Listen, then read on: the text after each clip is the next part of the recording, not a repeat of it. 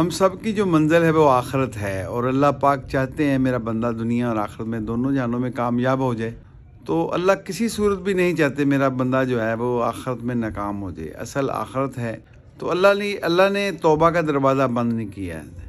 अगर हम तौबा सच्ची करते हैं, पक्की करते हैं, वो टूट जाती है तो फिर हम तौबा करें पक्की सच्ची, फिर टूट जाए फिर तौबा इस्तगफार करें, फिर टूट जाए तो हम सीखने वाले हैं। वो तिफल हैं जो घुटनों के बल हम चल रहे हैं। गिरते हैं साहब शहसवार मैदानों में, वो तिफल क्या गिरे जो घुटनों के बल चले। तो हम तौबा पक्की और सच्ची करें, फिर टूट जाए फिर तौबा करें तो ज़रूर हमने अल्लाह के सामने पेश होना है।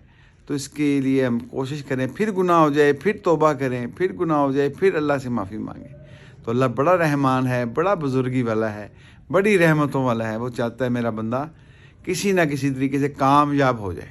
बहुत शुक्रिया।